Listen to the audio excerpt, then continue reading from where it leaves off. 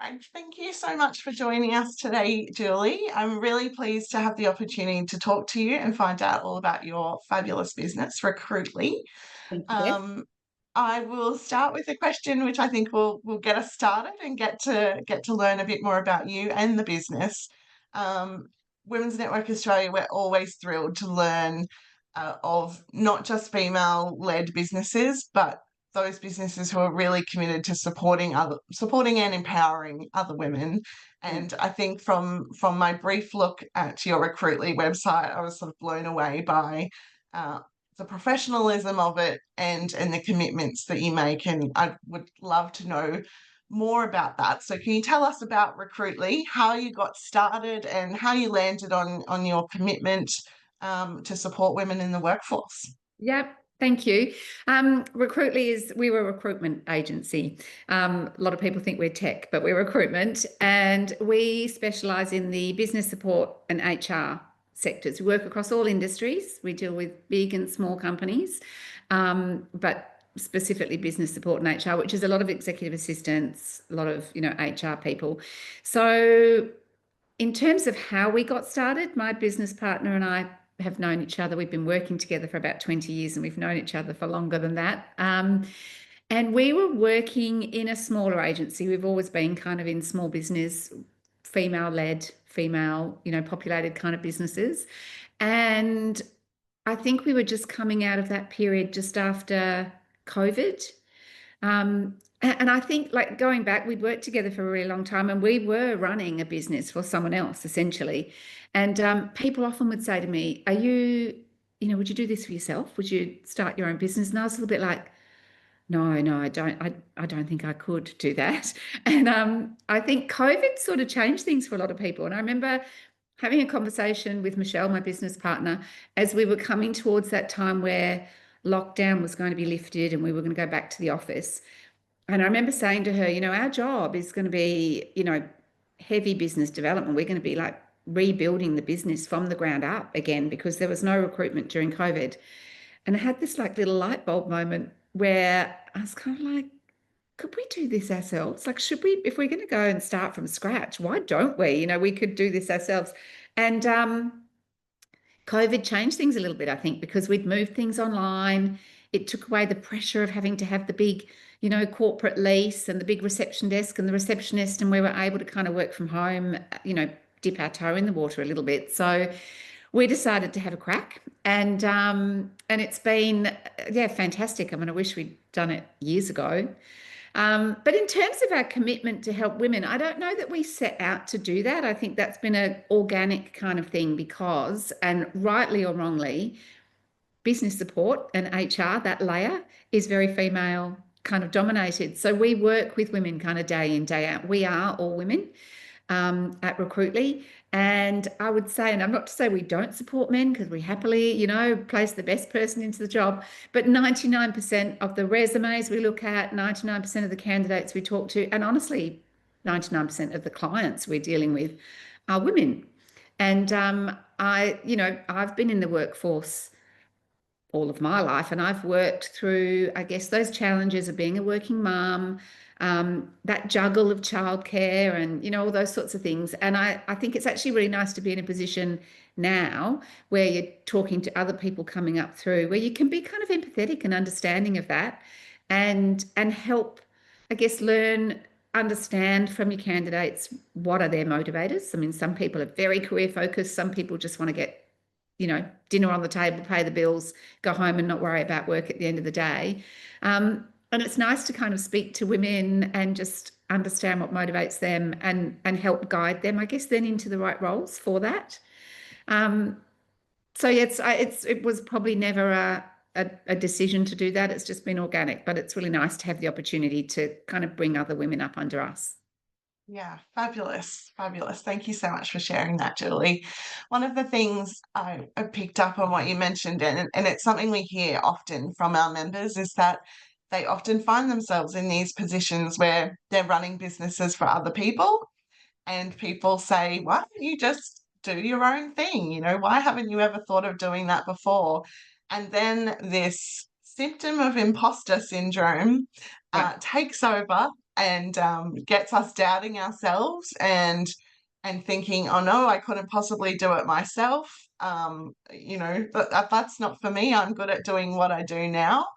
Um, I imagine it's probably a thing being in the recruitment field that comes up regularly, of women in particular who are doubting their skills and their ability to take on roles. Do you find that it is something that maybe is holding us back? And if so, what are your thoughts on how we might overcome it? I think we are our own worst enemies because we don't believe in ourselves. I certainly didn't. And this might be a generational thing.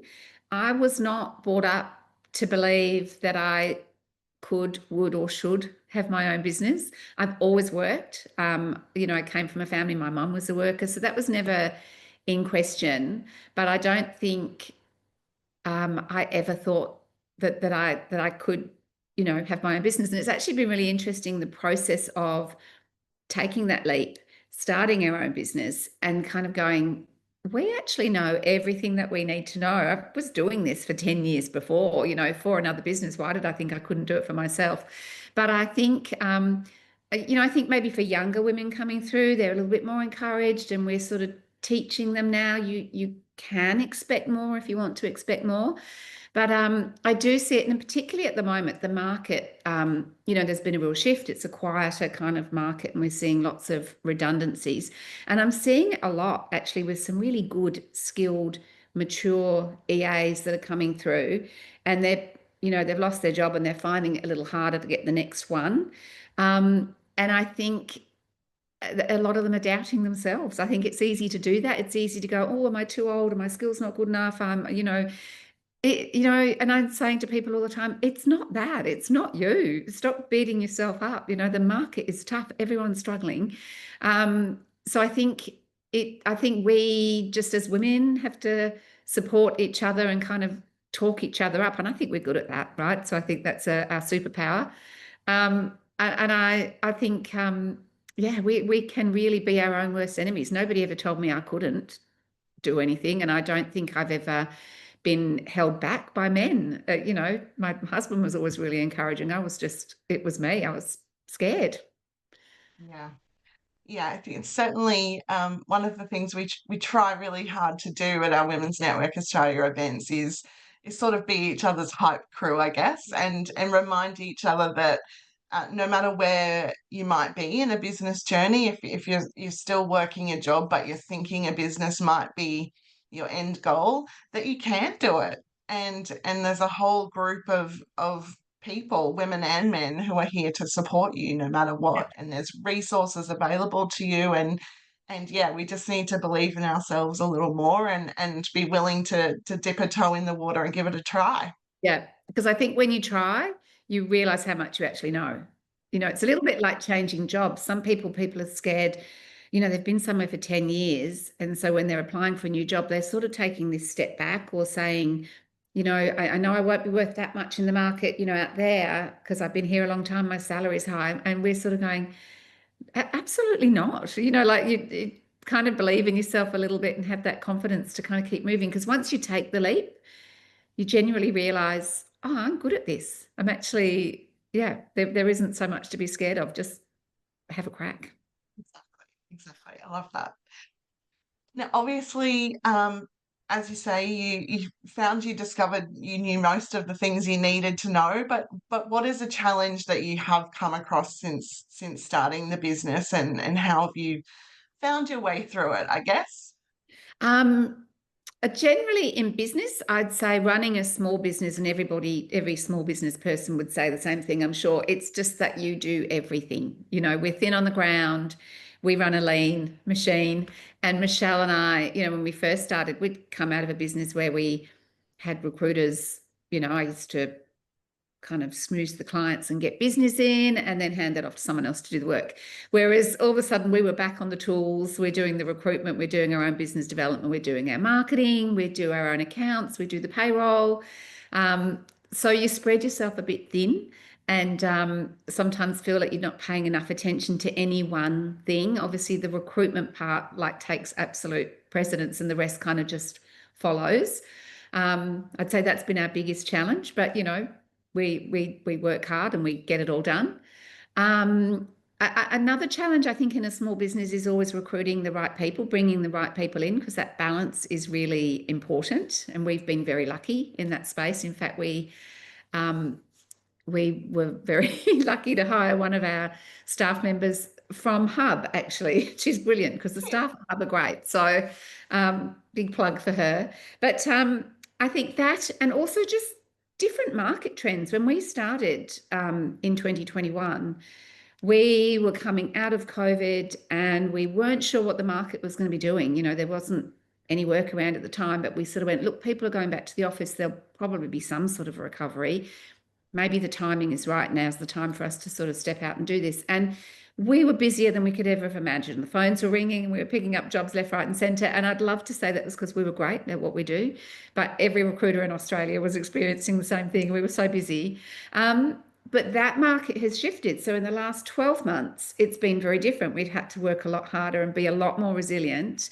So I think it's kind of riding, those peaks and troughs, those ups and downs. But you kind of learn through those challenges too. And I'm really proud of what we've learned kind of along the way.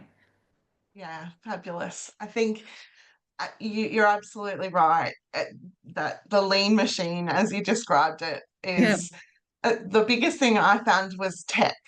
Yeah. And, I came from working in sort of local and state government, and there was always someone who came and made sure the printer worked and replaced the toner and connected your laptops to everything. Yeah. And then whenever there was an issue, I was like, well, who's the tech I know. person? I Oh, actually, that's me. I remember our printer running out of ink, like for the first time, and we all just kind of stood there and looked at it. It was like, how do you change the toner? Don't know how to do that. Exactly. But you do, and Exactly. tech actually, and I didn't think about that, but tech is a massive challenge because we're recruiters, we're people, but we're not great at tech, and we don't have anyone in our business who is. So there's a constant, especially at the moment with AI, and our industry is changing with a lot of different tools kind of coming in, and you're being bombarded constantly. Um, that is the challenge for sure, getting Yeah, ahead of all of that. definitely, definitely. I want to probably jump forward just a bit in my questions because you mentioned Hub and making one of your hires from Hub.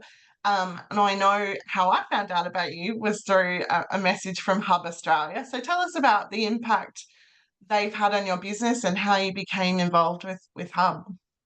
Um, Hub has been fantastic. We love working at Hub. So I think we've been there, I lose count actually, but 3 or 4 years. And I think Hub saved me from Groundhog Day because we were working from home, and that was great. I have some great memories of, working from home when everyone was doing that. But there came a time where I just was kind of craving, that connection. I wanted to be back in the office with my colleagues and just be around people again. So we're a small team with a lean budget. So in terms of what we could afford if we were going to go and take out a lease, and also that's scary, right? To take a long lease, that's a big commitment. So the beautiful thing about Hub, there are lots of co-working spaces around, but the beautiful thing that we found was that firstly, it was very, very affordable for us to, I guess, hire our own space, but within a bigger kind of really premium office. So we're in these lovely premium or corporate kind of offices that we couldn't afford on our own. And we've got the great facilities and the lovely kitchens and the meeting rooms and the podcast facilities. And we have a barista, and I love that. And I think it gave us an opportunity to kind of, we can bring our clients proudly to the office. They'll come in sometimes and interview. So it's a great space. It gives us credibility. We can say we've got offices in St Kilda Road, and it's just a little bit more professional than kind of a little back alley office we might be able to afford otherwise. But also a really lovely sense of community because there are only four of us, and we are not always in the office all together. And it's kind of those water cooler chats, the chats that you have in the kitchen, the chats when you go upstairs and even just have a chat to the barista or the receptionist up there. It's a really nice environment and a great team. So it's given us a lot, but yeah, it got me off my kitchen bench first and foremost, which has been, fantastic. And I've referred other people to Hub. I've got friends that work from home and they're one-man band type sort of businesses, and they can be lonely. And so, they'll come in and rent sort of one of the, member spaces for a day, and kind of get some connection that way. So it's great for small businesses, especially, and I think good for women. And I think, Hub have been really proactive in terms of creating women's sort of networks. So we've had a couple of breakfasts, and they really address a lot of women's topics and things like that. So it does kind of create a nice networking opportunity, business leads and opportunities. But as you said before, kind of those opportunities to, learn from other people who might be in a totally different industry, but might know more about tech than we know, and, those sorts of things. So it's been great, really positive. Excellent. Yeah, I think, as I mentioned before, like coming from working in a big office to a small team, I love working in a small team because you've got the right people and everyone has a really clear role and you get stuff done. And even if you don't know how to do it, you find a way to get it Yeah. done. But sometimes, as you said, those water cooler conversations can make all the difference. Just being around different people, seeing how they do different things, having that opportunity to interact. I think we sometimes can get very, very used to sitting in our own office at home and think, oh, it's comfortable not having to go and see people or get dressed Yeah. up for the office every Yeah. day. But sometimes you need to, just to push yourself out of your Yeah. comfort zone a little bit. Yeah. And it's good for us. I think Absolutely. women especially, we crave kind of connection and, tend to thrive on it. So I think it's easy to forget how good it is for you. Exactly. And I know we talk about this a lot at networking events. People often think before they come, oh, I'd really rather not, or I Yeah. could get so much work done. But the energy they have by the time they leave is, inspiring and motivates them. So, Yeah, yeah, absolutely. it's being around other people is, where we get our energy from. So that's important. Yeah, I agree. Another hat that I wear, Julie, is I run a small business with my husband, and it's just been the two of us for a long time. But late last year, we decided we were in a spot with the business where we needed someone. We needed help. We needed someone to hire, and we're lucky in that it's a very niche industry that we work in, which is car audio and accessories. So we've got a lot of contacts, and we knew who we were going to pull in, and thankfully they were available, and Yeah, that worked out for us. But making that first hire for a small business in particular can be a terrifying yeah, experience. Do you have any advice on how business owners can sort of not necessarily know when the time is right, but if they're coming to you at Recruitly for help, what sort of information should they know about who they want in to yeah, bring into the business, and how can you help with that? yeah.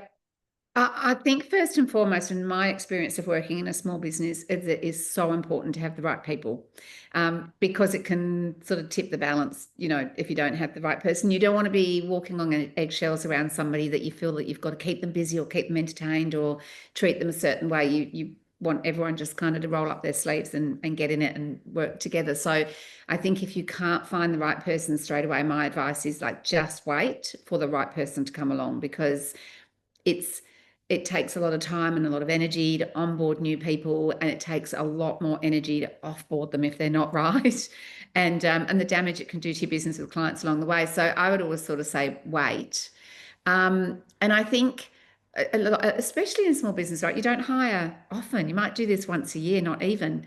So to kind of understand what the market is doing, who's available, what you should be paying, all those sorts of things can be a little bit daunting. And I think that's where someone like a Recruitly or a recruitment agency would come in, because we are talking to people in the market every day. So we know what people want. We know trends around people wanting to work from home, that hybrid versus working in the office. different things that motivate people. It might not just be salary, it might be flexibility around hours, all those sorts of things. And I think we talk to candidates all day, every day. We see literally 100 resumes go across my desk in a day.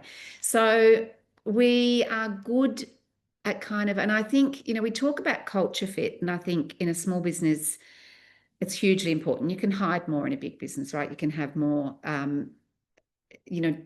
diversity is the way that we should be going, and we are not kind of excluding anybody. But I think culture fit in terms of that person being the right fit is still really, really important. And I think that's something that we're very good at as recruiters, because we see resumes, we talk to people, we're talking to clients, we see different work environments daily, and you do just get a really good understanding very quickly of who would be a good fit, who, reading kind of between the lines of someone's resume. Like, I feel like sometimes I'll talk to candidates and they pore over resumes, for like hours. They say recruiters typically spend 3 seconds on a resume and then move to the next one. It's true, but we do that because we can, because we do it all day, every day, and we know what we're looking for. So I would say, if you're wanting to hire, find a good recruiter that is experienced, that you trust, and that is a consultant more than a salesperson, and have a really good chat to them. Even scope the job out. Like, we'll sit with people often, and sometimes the skill sets that people are asking for, we'll kind of go, you're just not going to get all of that. What are the most important things? And let's see what we can get as a little bit of a compromise. So I think kind of find someone that is a specialist in your sector, that understands kind of that local market and can really help and guide you, and trust them. Just the other thing too, though, for a small business, recruitment can be expensive. And I think a lot of small businesses think that's out of their reach. It's too expensive. So speak to agencies. We particularly, I think, because we're a small business and we like to work with small businesses, so we offer a range of different service types, different models, and different pricing models that make that much more affordable, for people to kind of access and, benefit from our expertise, if you like. So, Perfect. yeah, find a good consultant and, ask the right questions and then trust them. Brilliant.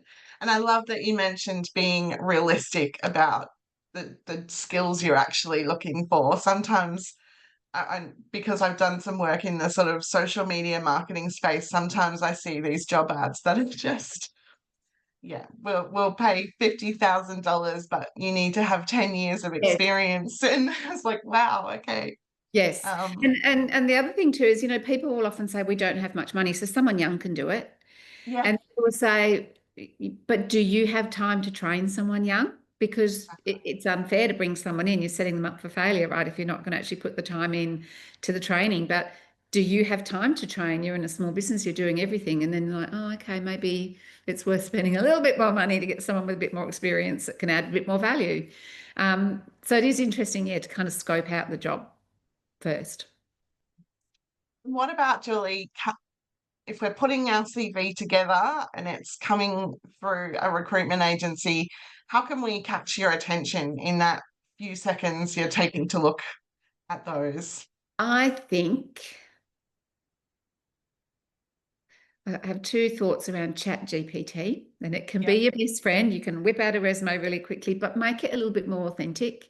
I think sometimes when I pick up a resume and, there's a bit of personality in that resume, that kind of makes it stand out. I think one of the things maybe that candidates don't realize, probably are starting to become a bit more savvy with, is that a lot of recruitment agencies, but also a lot of bigger corporates now are using internal talent teams. So they've got a lot of like kind of applicant tracking type systems that have a lot of AI built in. So they're picking up keywords in your resume. So have a look at the job ad. What are they asking for? Make sure those keywords are in your resume, because I'm a bit old school, so I still go through every resume, because there's things you can see in people's resumes that they don't necessarily tell you. But a lot of people will just go, my system tells me they're the top 20, I'll look at those resumes, and then the others don't even get looked at. So definitely keywords. And I think don't spend too much time on a cover letter. Honestly, I personally don't read cover letters unless I'm looking for something that was missing in a resume. And I, yeah, just love a resume where when someone is a little bit kind of authentic. Love And that. you know, it's like 101, but people still make typing errors. They use 3 different fonts in their resume. Don't do that.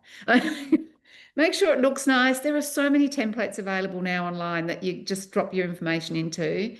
Um, it's hard to stand out, but I would always say to people too, if you're applying for a job and you're really keen on that job, do what you can to try and connect with that recruiter. So if you don't have a phone number for them, try and connect with them on LinkedIn. It is hard because often you don't know who the recruiter is these days. But I have often kind of interviewed and subsequently placed someone into a role that if I'd initially looked at their resume, I probably wouldn't have thought they were right. But there was, you know, something about the way they called and connected with me that I went, well, let's meet and have a chat anyway, because if not this role, maybe another one. And then there's something about that person that you really like. So I think kind of being fairly proactive as well. Don't just sort of shoot off resumes and, you know, forget, follow it up. That's that's brilliant advice, Julie. Thank you so much. I think that's really valuable because people, I don't know, I think there's times where, with people get told very specific things and you try to structure things to fit in and you think you're doing the right thing, but often that actual personality is left out. It's just Yeah, words on a page and you can miss actually telling someone who you are and why you're right for the job. So that's really yeah, important. yeah, Perfect. absolutely. Feel like I could talk to you all day and ask you so many questions, but we're on a timeline, and so I want to finish with a bit of a future thinking kind of question. I know we've talked a bit about challenges we've faced and women in business in particular. Do you see any particular future challenges that you think in business we might come across, or things where we're still being held back a bit, where we could do better if we supported each other more, or perhaps if we were advocating for support from somewhere else? Anything you think would help women-owned businesses move forward going in the future? Yep. Look, you know, there's lots of talk about quotas and things like that. So I think we're getting more women in senior positions, and that's really helping. But I think as a business owner now, I'm really lucky. I've had some really good, strong female kind of role models who taught me, you know, helped me grow and helped me develop. And I think that's kind of our job now to do that with people coming in. So I think we have to advocate for each other, and support each other. And I think, you know, that kind of old mentality of, you know, we've got to kind of compete with the men, um, is becoming a bit outdated. I think it's okay to be ourselves and bring, you know, women bring something different to the table. So kind of be a little bit authentic in that, and don't be afraid to ask for help. I think when you reach out and speak to someone and say, what's your take on this, what do you think about this, what do you, you know, what's your opinion, people actually really want to help when you ask for it. I think being just kind of authentic and being yourself. But I think women need to support women. You know, we need to call out that tall poppy syndrome where people, you know, like kind of, I don't know, bitchy, nasty comments in the kitchen about someone because they're doing well. I think, you know, all power to them. You know, we've got to support women having a go and encourage it. I've got some amazing friends that did that for me. I wouldn't be in my own business if it wasn't for people going, you know, you're brilliant. You could do this, you know, and your friends, women, you know, can really talk you up and make you feel a little bit more invincible than you probably are.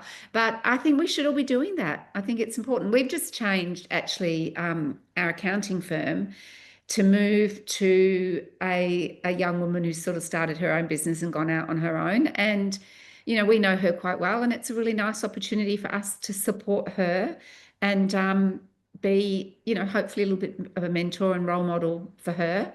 I just think it's important that we all do that somewhere along the line. There's always somebody that you can be giving an opportunity, whether it mean with your own staff. You know, we've got women that work for us that have had younger children, so give them flexibility, you know, understand the kind of challenges that women are facing in the workplace and be a bit more accommodating to that as well. Absolutely. I agree. I think one of the things we've recently done through Women's Network is we participated in a bursary program with the National Council of Women of Queensland. And what we established was that this program has been providing bursaries, I think, for almost 20 years now, to women in nursing and veterinary science and STEM and all these amazing programs, but not business.